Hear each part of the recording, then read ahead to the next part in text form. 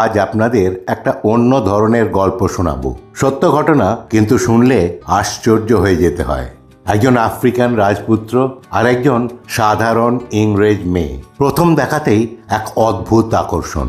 তাদের প্রেমে কেঁপে উঠেছিল একটা সরকার, রাজনীতি, এমনকি বর্ণবাদী আইনও তাদের আলাদা করতে চেয়েছিল। রাজপুত্রকে বলা হয়েছিল, রাজা হতে চাইলে তোমার স্ত্রীকে ছেড়ে দাও। কিন্তু তিনি উত্তর দিয়েছিলেন, আমি রাজত্ব হারাতে পারি, কিন্তু আমার ভালোবাসা নয়। নমস্কার, আজ আপনাদের শোনাবো এক নিষিদ্ধ প্রেম, এক অদম্য ভালোবাসার সত্য ঘটনা।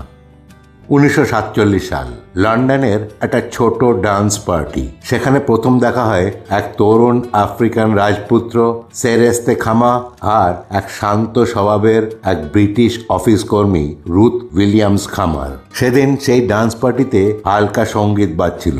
রাজপুত্র সেরেস্তে কিছুক্ষণ ধরে তাকিয়েছিলেন সেই মেয়েটি অর্থাৎ রুথের দিকে। তারপর সাহস করে এগিয়ে এসে বললেন, আপনি কি আমার সঙ্গে নাচবেন? রুথ একটু অবাক হয়ে গিয়েছিলেন, কারণ সেই সময় একজন আফ্রিকান পুরুষ আর একজন সাদা ব্রিটিশ নারী একসঙ্গে নাচা সমাজে খুবই অস্বাভাবিক ছিল। কিন্তু সেই মুহূর্তে রুথ শুধু হাসলেন আর তাদের নাচ শুরু হলো। সেই কয়েক মিনিটের নাচেই যেন দুজনের মধ্যে একটা অদ্ভুত নীরব সম্পর্ক তৈরি হলো। সেদিনের পর তারা বারবার দেখা করতে শুরু করলেন, কখনো ছোট ক্যাফেতে, কখনো লন্ডনের রাস্তায় হাঁটা। খুব দ্রুতই তাদের সম্পর্ক গভীর হয়ে উঠল। রাজপুত্র সেরেস্তে বুঝতে পারলেন যে এই মেয়েটিকে ছাড়া তিনি নিজের ভবিষ্যৎ কল্পনা করতে পারেন না। 1948 সালে তারা বিয়ে করার সিদ্ধান্ত নিলেন, কিন্তু সেই খবর ছড়াতেই শুরু হলো তীব্র বিরোধিতা। সেরেস্তে ছিলেন আফ্রিকার বেচুয়ানা ল্যান্ডের রাজ পরিবারের উত্তরাধিকারী, আজকে দিনে যে জায়গার নাম বটসওয়ানা। আর রুথ ছিলেন একজন সাধারণ শ্বেতাঙ্গ ব্রিটিশ নারী। সেই সময় দক্ষিণ আফ্রিকায় বর্ণবাদী অ্যাপার্থেড নীতি শুরু হয়েছে। একজন কালো রাজা আর একজন সাদা স্ত্রী, অসম্ভব। দক্ষিণ আফ্রিকার সরকার প্রচণ্ড ক্ষুব্ধ হয়ে উঠল। তাদের চাপে পড়ে ব্রিটিশ সরকারও অস্বস্তিতে পড়ে গেল। অনেক রাজনৈতিক নেতা বললেন, এই বিয়ে রাজনীতির জন্য বিপজ্জনক। কিছুদিন পর সেরেস্তে যখন নিজের দেশে ফিরলেন, সেখানে এক বিশাল উপজাতীয় সভা বসল। হাজার হাজার মানুষ দাঁড়িয়ে। তার কাকা এবং উপজাতি নেতারা বললেন, রাজা হতে চাইলে এই বিয়ে ভেঙে দাও। সবার চোখ তখন তার দিকে। কিছুক্ষণ নীরবতা, তারপর সেরেস্তে ধীরে ধীরে বললেন, আমি আমার স্ত্রীকে ভালোবাসি, আমি তাকে কোনো কারণেই ছাড়ব না। এই সিদ্ধান্তের ফল হলো ভয়ঙ্কর। বটসওয়ানা তখন ব্রিটিশ সরকারের কন্ট্রোলে ছিল। ব্রিটিশ সরকার তাকে নিজের দেশ থেকে নির্বাসনে পাঠালো, অর্থাৎ তিনি নিজের দেশে আর থাকতে পারলেন না।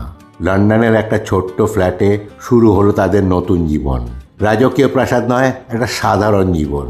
সেরেস্তে প্রায় দুশ্চিন্তায় একটু চুপ হয়ে থাকতেন, মাঝে মাঝে রুথের দিকে তাকাতেন। একদিন রুথ তার হাত ধরে বললেন, তুমি কি ভাবছো আমি অনুতপ্ত? আমি তো শুধু তোমার সঙ্গে থাকতে চেয়েছিলাম।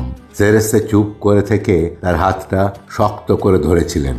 কিছু ইতিহাসবিদদের মতে অভিযোগ আছে যে রাজনৈতিক চাপের কারণে তাদের আলাদা করার পরিকল্পনাও করা হয়েছিল, কিন্তু তারা কখনো হার মানেননি, আলাদা হননি, কারণ তাদের কাছে ভালোবাসা ছিল ক্ষমতার থেকেও অনেক বড়। বছরের পর বছর কষ্টের মধ্যে দিয়ে কাটতে লাগলো। অবশেষে পরিস্থিতি বদলালো। ব্রিটিশ সরকারের অনুমতি পেয়ে সেরেস্তে নিজের দেশে ফিরলেন, রাজা হিসেবে নয়, একজন সাধারণ রাজনৈতিক নেতা হিসেবে। কিন্তু মানুষ তাকে ভুলে যায়নি, বরং তারা তাকে এখন আগের থেকেও বেশি ভালোবাসত। তারপর ইতিহাসে এক বড় মুহূর্ত এলো। 1966 সালে বটসওয়ানা স্বাধীন হলো, আর সেই মানুষটাই সেরেস্তে খামা হলেন দেশের প্রথম রাষ্ট্রপতি। রাষ্ট্রপতি ভবনের সিঁড়িতে দাঁড়িয়েছিলেন তার স্ত্রী রুথ উইলিয়ামস খামা।